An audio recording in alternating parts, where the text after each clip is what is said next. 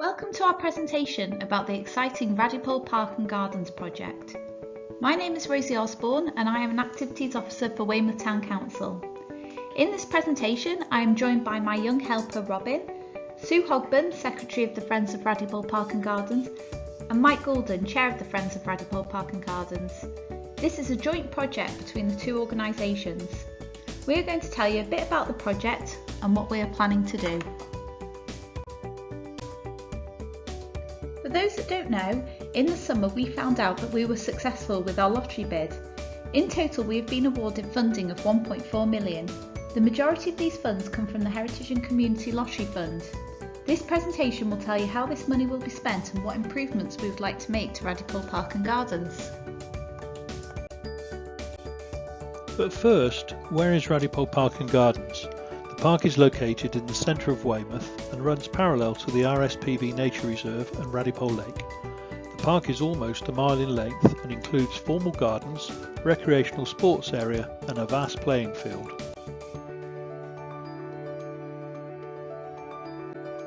Why do we need this park and why is it important to us?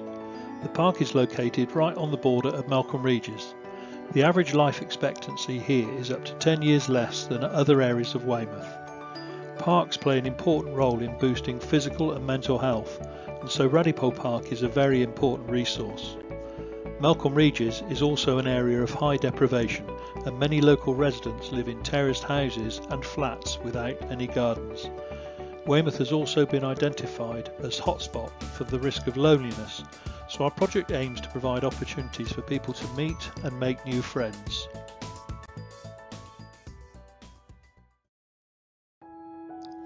What is the history of Radipole Park and Gardens? The park was built almost 100 years ago from reclaimed land. It was originally a post-World War I project to provide employment for returning soldiers. The area has links dating back to the Roman period. Many people do not know that during World War II, the park was used as a US military base in the build-up to D-Day.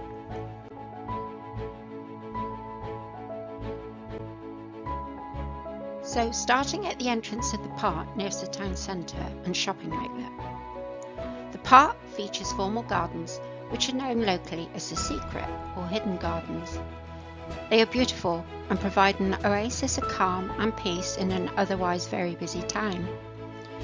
As they are very nearly perfect already, the only changes we will make here are additional seating, as many people come here to enjoy their picnic lunch, read the papers or take photos of wildlife.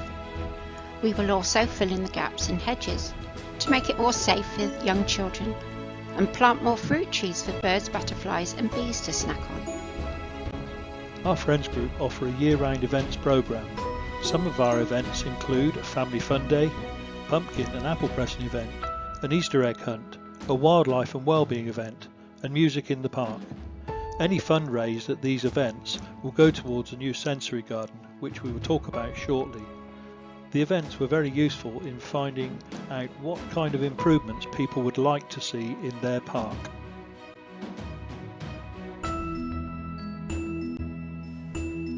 As you leave the gardens, you come to the sports courts. Unfortunately, they're in poor condition and as a result they're not used to their full potential.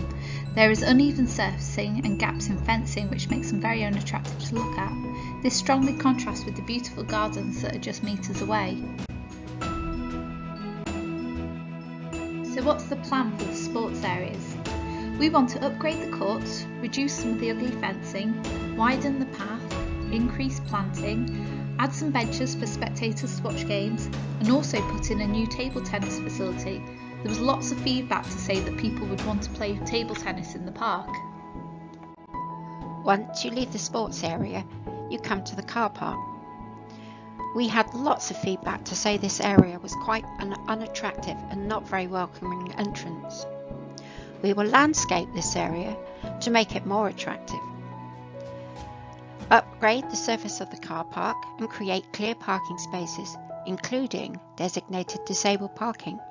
There will be new welcome signs and also information about the new facilities and a fun nature trail for children to take part in.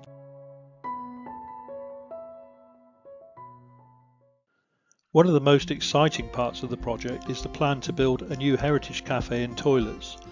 This was decided as multiple groups said that they were put off from visiting due to the lack of refreshments and toilets. The Heritage Cafe will also act as a hub or meeting place for community groups and people volunteering in the park. So what will the new Heritage Cafe and toilets look like? They will be in the middle section of the park, close to the new play area, main car park and public sports facilities. There will be a dedicated display space showing the history of Radipole Park and an interactive discovery table to keep children occupied. It is important to us that wheelchair users are able to enjoy the park and facilities, so we have included access ramps and will ensure there is space inside to accommodate wheelchairs. Earlier, we mentioned the sensory garden. This will be adjacent to the Heritage Cafe and is a project led by the Friends Group in partnership with Kingston Morwood College, who are designing the garden free of charge and will also provide student involvement. We hope to grow lots of herbs and other sensory plants, which will be cared for by volunteer groups.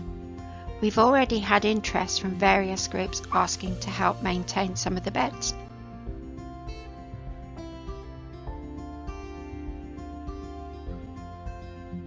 Next to the area where we have the cafe is the play area. At the moment, the equipment looks quite dated and there is nothing to encourage older children to play. There is also not enough play items for children with disabilities. Many families come to the play area in the summer with picnics, but currently there is only a small number of picnic benches.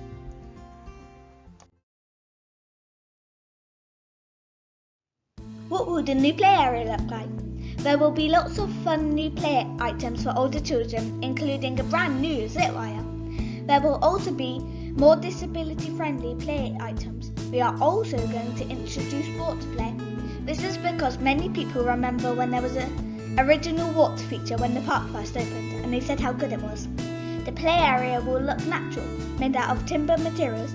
There will be more picnic benches and places for parents to relax and watch children play. It's gonna look great! After the play area, you will come to the third section of the park, the playing field. The playing field is currently inaccessible to anyone in a wheelchair, mobility scooter or with a pram pushchair. It also gets very boggy and is prone to flooding, which makes it unsuitable for year-round activities, sports or events.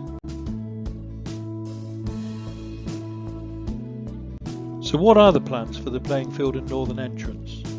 We would like to install a new path with benches placed at intervals along the way for people to sit and rest. We will put a new drainage system for a section of the field so that it stops getting so flooded. There will be information boards and a nature trail that links up to the rest of the park. Lastly, we'd like to remove the hedge at the community orchard so that people can see that it's there and help themselves to an apple. Once the work is all completed, we will be offering an exciting year-round activity programme. Some of the new activities will include nature walks where participants can learn about wildlife in the park and some of the specimen trees that we have. We would also like help building new bird boxes and bat boxes and bug hotels. We will be holding COVID-safe outdoor activities such as community picnics, yoga in the park and outdoor story sessions. We hope to provide something for everyone. What opportunities will there be for volunteering and learning? Volunteering will centre around the following areas: the sensory garden, conservation and maintenance, wildlife and wellbeing, historical research, events and engagement, joining the Friends Group to name a few. We will also offer training in courses such as willow weaving, dry stone walling, introduction to horticulture, first aid, manual handling and safeguarding.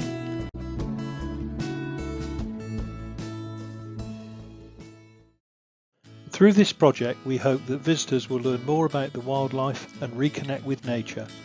We also want visitors to learn about the rich and diverse history of the park. Our overarching aim is to encourage families and local residents to be active and enjoy the outdoors, making the most of their lovely park. We very much hope that you have enjoyed listening to our presentation about Radipole Park and Gardens. The construction work will start next year with the plan to open the park in April 2022. We will keep you updated on the developments and hope you join us at the grand opening when it's finished. If you have any questions or you'd like to find out more, please contact Rosie by email, rosieosborne@weymouthtowncouncil.gov.uk. Thanks for listening.